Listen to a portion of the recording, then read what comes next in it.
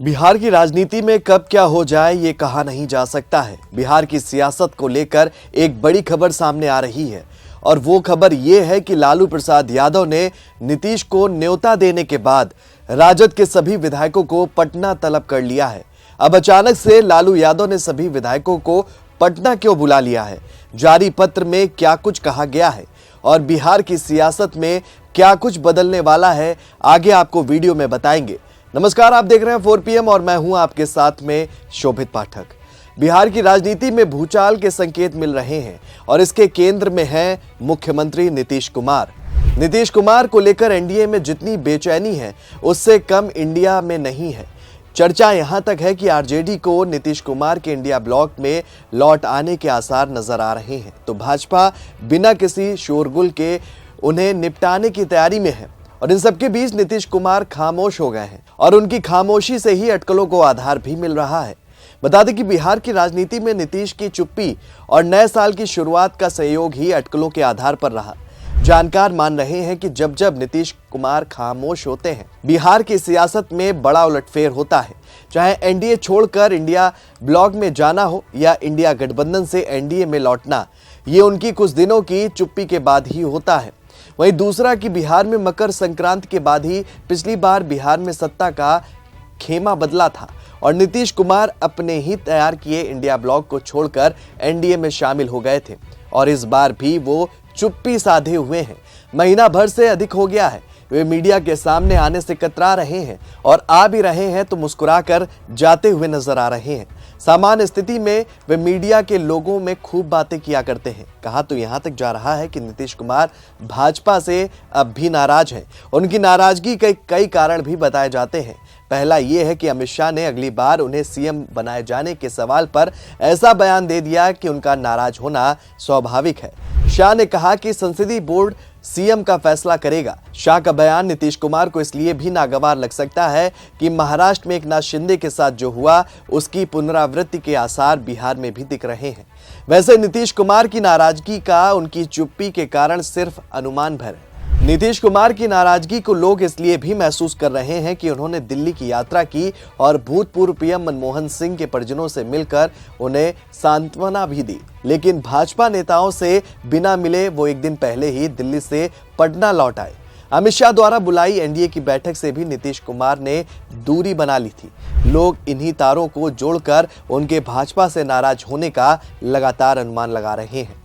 नीतीश कुमार की नाराजगी का एक और कारण भी माना जा रहा है। जेडीयू के राष्ट्रीय कार्यकारी अध्यक्ष संजय झा और केंद्रीय मंत्री राजीव रंजन उर्फ लल्लन सिंह भाजपा के अधिक करीब इन दिनों देखे जा रहे हैं। माना यहां तक जा रहा है कि नीतीश कुमार की मर्जी के खिलाफ दोनों भाजपा के इशारे पर चल रहे हैं।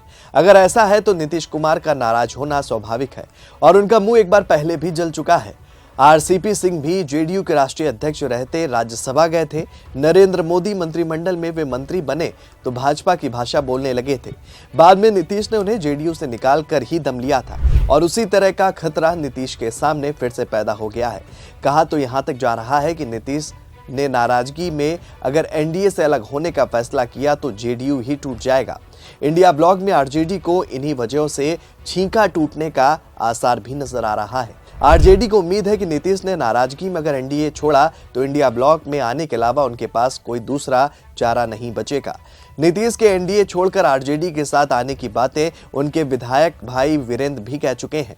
वीरेंद्र की बातों पर लोगों को भरोसा इसलिए है कि वे लालू यादव के परिवार के करीबी बताए जाते हैं। तेजस्वी यादव तो तब से खेला होने की बात कह रहे हैं जब नीतीश महागठबंधन से अलग होकर एनडीए में शामिल हो गए थे। वहीं अब बड़ी खबर ये आ रही है कि मुख्यमंत्री नीतीश कुमार को अपना भाई बताकर साथ आने का ऑफर देने के बाद राष्ट्रीय जनता दल के अध्यक्ष लालू यादव ने 18 जनवरी को पटना में पार्टी के अहम नेताओं की एक महत्वपूर्ण बैठक भी बुलाई है और इस बारे में पार्टी के महासचिव अब्दुल बारी सिद्दीकी ने एक पत्र भी जारी किया है। पत्र में बताया गया है कि ये बैठक पार्टी अध्यक्ष के निर्देश पर बुलाई जा रही है और इसमें पार्टी के सभी प्रमुख नेताओं की उपस्थिति को अनिवार्य बताया गया है। खास बात यहां यह है कि ये बैठक तब बुलाई गई है जब लालू यादव ने हाल ही में मुख्यमंत्री नीतीश कुमार को एनडीए छोड़कर महागठबंधन में शामिल होने का प्रस्ताव दिया था और इसलिए अटकलों का बाजार भी गर्म है और ऐसे में इस बैठक को लेकर राजनीतिक संकेतों पर चर्चा अब तेज हो गई है। पार्टी की ओर से जारी प्रेस रिलीज में यह भी कहा गया है कि ये बैठक आगामी विधानसभा चुनाव की तैयारियों को लेकर बुलाई जा रही है। हालांकि बिहार की राजनीति में कुछ भी भविष्यवाणी करना कठिन है, क्योंकि पिछले साल जनवरी के अंत में ही मुख्यमंत्री नीतीश कुमार ने महागठबंधन छोड़कर एनडीए का हिस्सा बनने का निर्णय लिया था। बता दें कि राजद की राष्ट्रीय कार्यकारिणी की बैठक 18 जनवरी 2025 को शनिवार के दिन सुबह 11:30 बजे पटना के मौर्या होटल के अशोक हॉल में आयोजित की जाएगी। बिहार विधानसभा के राजनीतिक समीकरणों की बात करें तो इस समय राज्य की 243 संसदीय विधानसभा में भाजपा सबसे बड़ी पार्टी बनी हुई है।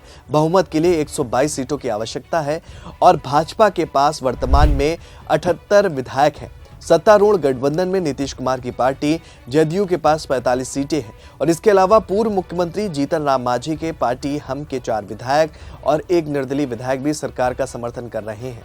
बता दें कि शुक्रवार को मीडिया से बातचीत करते हुए पूर्णिया के सांसद पप्पू यादव ने यहां तक दावा किया था कि मकर संक्रांति के बाद बिहार में राजनीतिक घटनाक्रम बदलेगा और महागठबंधन की सरकार बनेगी। और फिलहाल इस तरह के भी समीकरण बनते हुए बिहार में नजर आ रहे हैं, क्योंकि नीतीश कुमार की चुप्पी अभी भी बरकरार है। आपको बता दें कि राष्ट्रीय कार्यकारिणी की अध्यक्षता पार्टी के राष्ट्रीय अध्यक्ष लालू प्रसाद करेंगे और इस बैठक में पूर्व मुख्यमंत्री राबड़ी देवी, बिहार विधानसभा में विरोधी दल के नेता तेजस्वी यादव, विधायक तेज प्रताप यादव, सांसद मीसा भारती, प्रदेश अध्यक्ष जगदानंद सिंह, राष्ट्रीय महासचिव अब्दुल बारी सिद्दीकी, महासचिव जयप्रकाश नारायण यादव और राष्ट्रीय उपाध्यक्ष शिवानंद तिवारी सहित सभी सांसद, विधायक, विधान पार्षद और पदाधिकारी शामिल होंगे।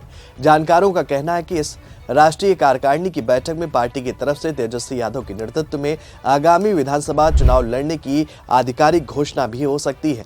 तेजस्वी यादव सभी जिलों में जाकर कार्यकर्ताओं के साथ संवाद यात्रा के माध्यम से पार्टी के चुनाव की तैयारियों का फीडबैक भी ले चुके हैं। इसलिए ये राष्ट्रीय कार्यकारिणी की बैठक आगामी विधानसभा चुनाव को देखते हुए महत्वपूर्ण बताई जा रही है। वहीं अटकलें ये भी लग रही है कि नीतीश कुमार को साथ लेकर चलने की भी इस बैठक में रणनीति बन सकती है, क्योंकि बैठक से पहले लालू यादव नीतीश बाबू के लिए दरवाजा पहले ही खोल चुके हैं। अब देखने वाली बात यह होगी कि इस बैठक में क्या कुछ बड़े निर्णय लिए जाते हैं, ये तो समय बताएगा। फिलहाल इस खबर में इतना ही। ऐसी ही तमाम राजनीतिक खबरों के लिए बने रहिए और देखते रहिए 4 PM न्यूज नेटवर्क। धन्यवाद।